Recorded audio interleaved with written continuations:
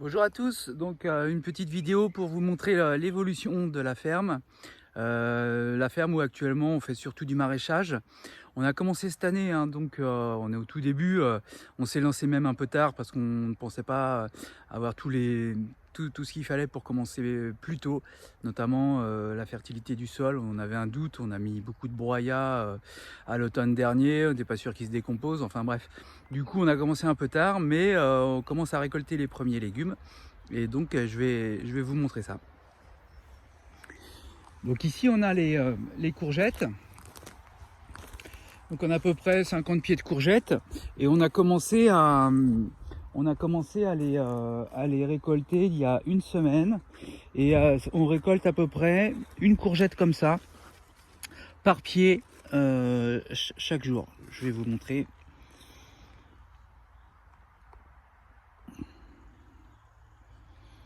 Hop. Voilà, elles sont assez grosses. On voit que les petites continuent à sortir. Et en fait, tous les jours, à partir du moment où on ramasse une belle courgette comme ça, et ben tous les jours, il y en a une autre qui repousse. Donc c'est de la production continue sur toute la saison. Et voilà, la difficulté, c'est justement pour avoir des courgettes fraîches, il faut les ramasser tous les jours. Et donc la difficulté, c'est de vendre tous les jours. Donc voilà, ça c'est le problème des courgettes. On ne peut pas les laisser pousser et les laisser grossir, parce que si par exemple on laisse grossir celle-là, et ben les autres vont arrêter leur croissance. Donc en fait on va se retrouver avec une très grosse courgette, mais toutes les petites elles vont arrêter de grandir, ça va ralentir toute la floraison et tout. Donc il faut vraiment ramasser tous les jours. Donc 50 pieds de courgettes et puis une courgette par jour, bah, ça fait à peu près 10 kg de récolte chaque jour. Voilà. Donc là on voit les petites courgettes qui continuent à pousser. Ici les fleurs, donc on a la fleur femelle qui est bien accrochée sur sa courgette, et les fleurs mâles qui ne font pas de fruits, hein, mais qui servent à polliniser la fleur femelle. Donc voilà toutes les courgettes. Je vais les ramasser tout à l'heure. Ensuite on va passer aux concombres. Donc on a une quarantaine de pieds de concombres. C'est des petits concombres piquants en fait. Ils ne viennent pas très gros, mais ils sont excellents. Et donc ils commencent tout juste à avoir la taille à peu près adéquate pour la récolte. Voilà, ici on voit deux beaux petits concombres. Et ici 2-3 jours là, et ceux-là ils vont être bons à ramasser. Ça fait pas plus de 20 cm. Hein. Voilà, donc on voit donc les fleurs, les fruits à venir, et il y en a beaucoup. Ouais, il y en a beaucoup. À chaque fleur il y a un fruit. Ça produit pas mal. On fera le bilan en fin de saison, mais voilà. On a eu bon, bah, la sécheresse hein, et la canicule pendant quelques semaines. Heureusement, il n'y a pas eu besoin beaucoup d'arroser. En fait, on n'a même pas arrosé, sauf à la plantation. Ce qu'on voit ici, c'est que en fait, le broyat, il s'est bien décomposé. Et malgré la sécheresse, et ben en fait, il reste bien humide à l'intérieur. Même si en surface, ça paraît sec, dès qu'on rentre, dès qu'on met la main dans 5 cm de terre, on récolte tout de suite de l'humidité et en même temps de la fertilité. Donc la vie du sol revient. Tous les champignons, il y a plein de champignons hein, qui poussent partout, là on les voit ici. Tous les champignons commencent la décomposition. Alors il y en a qu'on voit, il y en a qu'on ne voit pas parce qu'il y a des milliers d'espèces de champignons. Il y en a beaucoup qu'on ne voit pas. Ils ont des mycéliums dans la terre. Et l'avantage du champignon, c'est que non seulement ça va décomposer la matière organique qui est sur place, mais en plus ça va mycorhizer avec les racines des légumes. Et ça va accélérer la fertilité et ça va accélérer l'alimentation en oligo-éléments de tous ces légumes et puis leur alimentation en eau. Ça multiplie par 1000 en fait la surface d'absorption grâce à la mycorhize. D'où l'importance d'avoir toujours de la matière organique, parce que sans matière organique, il n'y a pas de champignons. Et même le compost, hein. Le compost ce n'est plus de la matière organique, c'est de la matière organique décomposée. Et donc en fait il n'y a plus d'énergie dedans, il n'y a plus vraiment de carbone dans le compost, et donc il n'y a pas de champignons. Voilà, alors là on passe aux courges. Alors c'est assez impressionnant parce que ça pousse très vite, ça prend beaucoup de surface, ça s'étale. Là on a le centre du pied qui a bien démarré, et ensuite on a toutes les branches qui continuent et qui vont s'enraciner. Elles vont s'enraciner, elles vont faire des petites pousses de racines ici, et elles vont s'accrocher en terre, elles vont continuer à se nourrir sur les côtés. Donc là on a 50 pieds de courge, c'est des butternuts, et on voit que ça envahit tout. D'ici quelques semaines, en fait on verra même plus on verra même plus le sol. En fait ça aura tout envahi, et ça va se nourrir de toute la fertilité. Voilà, donc on est vraiment sur un maraîchage, comme on dit, en sol vivant. On fait partie du réseau MSV, maraîchage sol vivant. Et le principe, c'est bien sûr de couvrir le sol pour protéger la vie du sol qui ne peut pas accepter les rayons du soleil notamment. Et en même temps de lancer le cycle de fertilité. Donc champignons, bactéries, nématodes, acariens, tous les insectes, les larves, et puis à la fin les vers de terre qui permettent eux de faire le complexe argilo-humique. En fait ils mélangent l'argile qui est dans le sol avec la matière organique, et puis ça crée ce fameux complexe qui est vraiment très fertile et qui lance la fertilité du sol. Voilà. L'avantage aussi d'un sol vivant, c'est qu'il retient beaucoup l'eau. En fait c'est la matière organique qui retient l'eau, et d'une part par un procédé chimique. En fait c'est une réaction chimique qui fait que les molécules qui composent la matière organique retiennent l'eau. Mais il y a un autre effet très important, c'est toute la vie du sol qui elle va permettre une porosité. Tous ces petits micro-organismes, ces petites racines, ces mycéliums, etc. Tout ça va créer une porosité du sol, et ensuite il y a une macro-porosité grâce aux vers de terre. On va faire des trous beaucoup plus gros, et puis ensuite au-dessus des vers de terre, la chaîne alimentaire c'est les taupes. Les taupes vont remuer le sol vraiment en profondeur et surtout en volume, et va permettre aussi une aération du sol et une porosité importante. Voilà. Donc après les butternuts, on a semé les haricots. Donc là c'est des haricots nains, il y a 2 variétés différentes. Donc on est en bio, donc c'est que des semences bio, que des plants bio. On peut pas faire autrement. Donc le but cette année, ça va être non seulement de récolter tous ces haricots, mais en plus de faire des graines. Comme ça on n'aura pas besoin d'en racheter l'année prochaine. Les graines bio c'est cher, c'est très cher. Et le principe en fait sur une micro-ferme ici, c'est d'être autonome en graines. Voilà. Donc on va passer après. Donc ici on a les betteraves, betteraves rouges, voilà, qui sont bien, qui se plaisent bien dans le sol. Là, on commence à voir ici la belle racine. Celle-là par exemple, elle va être bientôt, d'ici un mois, elle va être bonne à récolter. On voit la profusion des feuilles, profusion de chlorophylle. On voit que la plante elle dispose d'aliments, d'énergie pour se développer. Et là c'est vraiment une profusion. C'est vraiment très beau. On a des petites bébêtes qui se baladent. Là c'est une punaise, alors je connais pas l'espèce. Petite punaise. On a beaucoup de vie ici, on a beaucoup de biodiversité. Alors on se renseigne, on essaye de faire un atlas de la biodiversité qui permettra de voir tout ce qui se développe ici.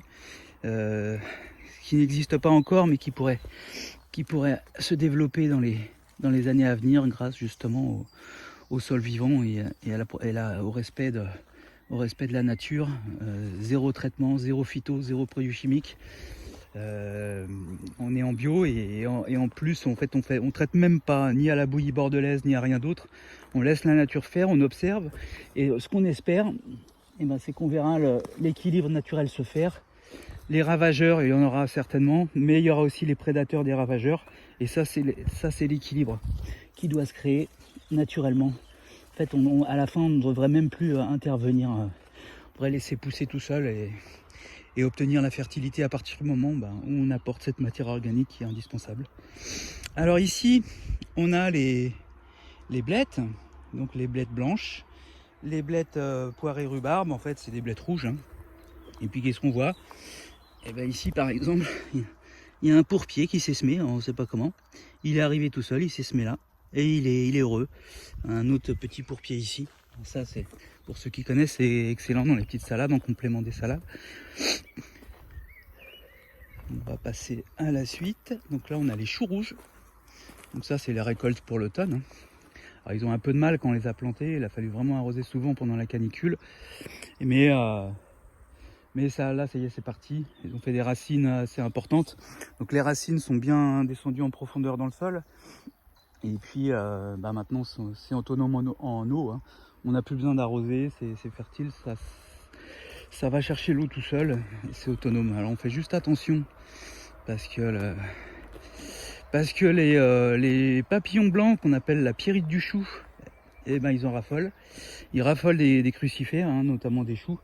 Et ici, ils ont pondu. Alors j'écrase au fur et à mesure, j'écrase les œufs avec les doigts, hein. On les voit, c'est des petits œufs jaunes, souvent sous les feuilles. C'est pas tout le temps au-dessus, mais des fois.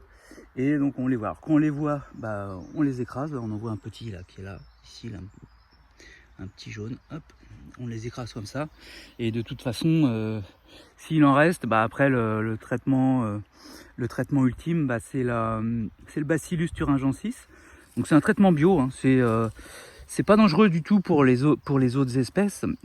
C'est dangereux pour les chenilles des papillons blancs. De toute façon, si on laisse faire, si les œufs éclosent, que les chenilles partent, en fait ça anéantit la récolte. Et il n'y a plus rien. En fait, ça bouffe les feuilles, ça bouffe le cœur. Il vous reste le squelette du chou. Et puis il n'y a plus rien, les chenilles ont mangé et se sont développées toutes seules, mais on ne peut pas laisser ça comme ça. Quand on fait du maraîchage, on ne peut pas se permettre d'anéantir une culture de choux. Donc voilà, on le voit ici, le petit papillon blanc. Donc là il cherche à pondre, il se balade, et puis il va trouver son chou, sa petite feuille, il va pondre dessus, et puis après le problème c'est pas le papillon, c'est la chenille. Et voilà, donc on fait attention à ça. Ici on a les petits poireaux qui commencent un peu à partir. Ils avaient besoin d'eau aussi, les pauvres. Ils ont un peu souffert. Là, on a les fenouilles. Donc les fenouilles qui ont été repiquées il y a 3 semaines. Et puis, ils commencent vraiment à se développer, à faire des petites feuilles qui partent du cœur là. Et puis, après, c'est le bulbe qui va grossir, se développer. Ça nous fait des bulbes à peu près comme ça. Et puis c'est très bon ça, les fenouilles, soit en salade frais ou alors en cuit, hein, en cuisson pour accompagner les rôtis de porc ou des choses comme ça. Voilà. Ici on a les petits radis qui ont été semés il y a 5 jours. Et puis ça y est, ils sont partis. Alors ces semis là de radis ont été mélangés à des semis de carottes. Donc les radis sortent tout de suite, hein, et puis en 18 jours on les récolte. Et les carottes c'est beaucoup plus long. Donc en fait la carotte va lever après. Mais par contre quand on enlèvera les radis, ça leur permettra d'éclaircir automatiquement les rangs de carottes. Donc c'est une petite astuce pratique de mélanger ces deux semis. Voilà. Donc là ensuite il y a les autres semis de carottes qu'on a essayé à la volée. Voilà, on teste comme ça. Ici on a un tas. Qu'est-ce que c'est que ça? C'est de la laine de mouton. La laine de mouton qu'on a récupérée et qui permet de constituer un répulsif. C'est un répulsif pour les sangliers et les cervidés. Ici on est sur un terrain de plus de 2 hectares. Il y a une partie qui est bien défrichée qui permet de faire le maraîchage. Il y a une grosse partie, c'est du bois. Les 2 tiers du terrain c'est du bois. Et puis il n'y a pas de clôture, hein. Pour l'instant on ne peut pas faire de clôture, c'est un gros investissement. Il y a à peu près 600 mètres de clôture à faire. Châtaignier, grillage, c'est un lourd investissement. Donc pour l'instant on ne le fait pas. On verra par la suite. Mais du coup il faut quand même protéger toutes ces cultures de la venue des sangliers, hein, qui pourraient tout retourner, ou des chevreuils qui pourraient manger les petits légumes qui poussent. Donc en fait cette laine de mouton là c'est un vrai répulsif. Voilà, donc là on a les tomates, on a à peu près 200 pieds de tomates qui se sont bien épanouis. Eux c'est pareil, on les a plantés vers le 20 mai en pleine canicule. Il a fallu, on les a arrosés vraiment au départ et après on a arrêté. Ce qui est important la tomate, c'est qu'elle aille faire ses racines toute seule. Donc elle va faire des racines profondes, hein, elle va aller chercher l'eau, elle va aller chercher les nutriments et elle va, une fois qu'elle les a trouvés, elle va s'épanouir. Bon là on voit bien que ça s'épanouit. On commence à avoir des grosses tiges, des grosses branches qui se multiplient. Alors là on ne coupe pas les gourmands, on va les laisser pousser et puis on va les les accompagner, en fait pour les tutorer, on s'est servi de bambou et de treillis soudés, solidaires des bambous. Et en fait les tomates, eh ben, elles vont pousser à travers. Donc il y a une branche qui va passer d'un côté, l'autre branche va passer de l'autre, et tout ça, ça va se tenir tout seul. Et puis à la fin, ça va faire un petit tutorage autonome, on va dire. On n'aura pas besoin d'aller accrocher avec des ficelles les tiges à chaque fois, parce que c'est un boulot vraiment qui prend du temps. Et donc, du coup, ça pousse tout seul. Voilà. C'est un test, hein. Nous, on a fait les tomates cette année en plein air, donc plein champ, plein air. Donc pas de protection contre la pluie, pas de protection contre le froid. Et là, en l'occurrence, ces jours-ci, on est descendu à 9 degrés la nuit, avec de l'humidité, donc de la pluie. Donc c'est vraiment critique. On a vraiment peur que le milieu débarque. Et on croise les doigts. On verra bien si ça résiste ou pas. Pour l'instant, je vois aucune trace de mildiou, ni sur les feuilles, ni sur les tiges. On croise les doigts. Les nuits froides s'arrêtent demain. Donc on aura eu 3 nuits froides, en dessous 10 degrés. Et puis, on croise les doigts. On verra bien.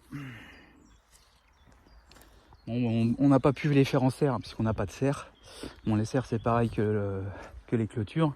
C'est un investissement important, donc on attend l'année prochaine. Bon, pour l'instant, on est sur la phase de test. On a dit, bon, on essaye les tomates, on verra bien. C'est un peu qui tout double. Soit ça marche, soit ça marche pas. Mais bon, de toute façon, il faut bien avancer. Et puis en pleine terre, c'est quand même intéressant. Donc elles viennent plus tard. Les tomates viennent plus tard, mais par contre, elles sont meilleures. Voilà, elles sont meilleures, elles ont grandi au soleil, elles ont affronté le froid. La peau est un peu plus dure, mais elles ont plus de goût. Voilà, donc alors ici on a les tournesols. C'est pareil, eux ils s'éclatent, ils grandissent, hein, ils ont bien poussé. Et figurez-vous que c'est des tournesols géants qui montent à 4 mètres de haut. Ils peuvent monter à 4 mètres de haut et ça va être impressionnant. Ici on a un rang de maïs. Alors c'est du maïs popcorn de toutes les couleurs, donc c'est rigolo, les enfants aiment bien. Et puis de toute façon, donc tout ce qui est tournesol, maïs, ça va nous servir un petit peu à en consommer un petit peu cette année, mais surtout pour faire les graines. Parce qu'une graine, un sachet de graines comme ça, en bio, de maïs popcorn, c'est 5 €, et il y a 40 graines dedans. Donc 40 graines, c'est rien, quoi. Surtout qu'il y en a qui se font manger, il faut remplacer, etc. Donc c'est très cher. Donc on va récolter nos graines cette année. Les tournesols aussi, on va récolter toutes les graines. Et puis on s'en servira pour nos poules, pour nourrir nos poules un petit peu cette année, mais surtout l'année prochaine, faire au fond du terrain une zone vraiment de culture de maïs pour les poules, et puis de tournesol. L'avantage du tournesol, c'est que lui, il contient des protéines dont les poules ont besoin, parce que on ne les nourrit pas qu'au blé ni au maïs, c'est que des glucides, il leur faut aussi des protéines. Et l'avantage du tournesol, c'est que ça contient non seulement des protéines, des glucides, mais aussi des lipides. Voilà, c'est vraiment un aliment qui se rapproche de l'aliment complet pour les poules. Et puis c'est très productif. Alors là, on a les pommes de terre. Alors ici, elles sont super bien, celles-là. Alors ça, c'est les Alliances. On va voir, pour l'instant on n'a pas essayé le rendement, on ne sait pas. Mais les pommes de terre Alliance, on voit qu'elles n'ont pas attrapé du tout le mildiou. Elles sont très, très costauds, à contrario des binch.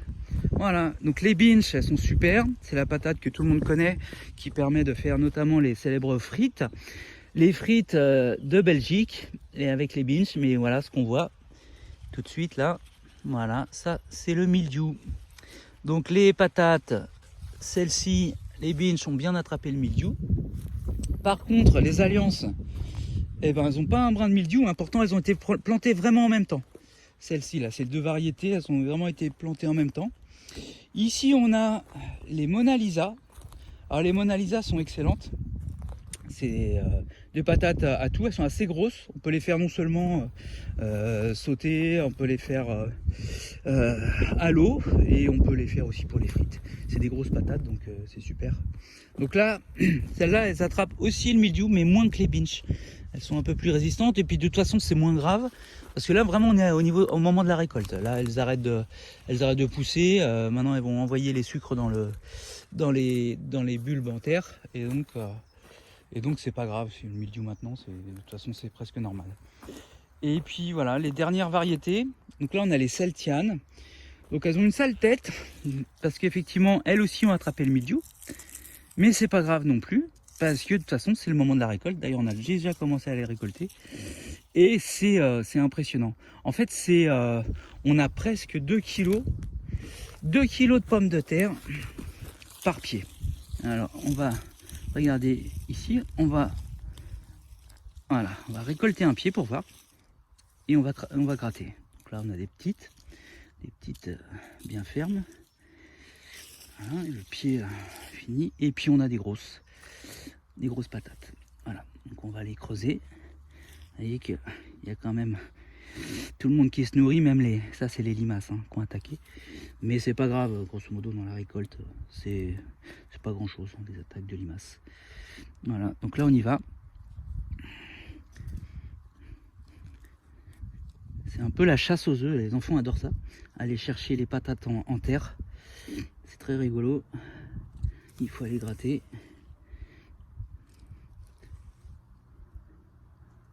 Hop. Ouais, celles-là, elles sont très bien quand même mangées par les limaces. Là, elles sont parties se nourrir. On verra les autres plus tard.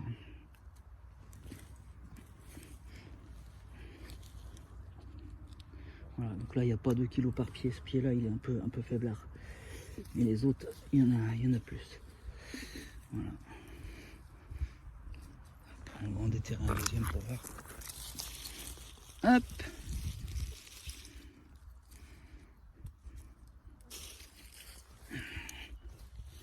Allez.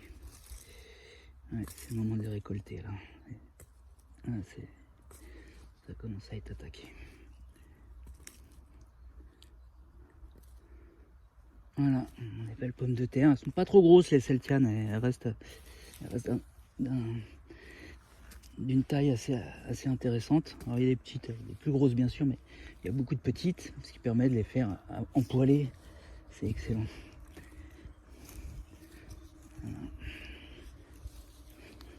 Voilà pour la chasse aux œufs, la chasse aux pommes de terre. Alors, ce qu'on voit, c'est que le sol, il s'est bien aéré grâce aux pommes de terre, et puis que la décomposition se fait bien. Là, maintenant, c'est quasiment du terreau. Voilà, donc on a fini la visite, et puis j'espère qu'on pourra continuer ces petites visites régulières. C'est la première fois que je fais une petite vidéo sur YouTube. Je monte rien, je fais pas de montage vidéo. Là, c'est vraiment pris en direct et sur le vif. Voilà, et je vous souhaite à tous une bonne continuation et puis à la prochaine.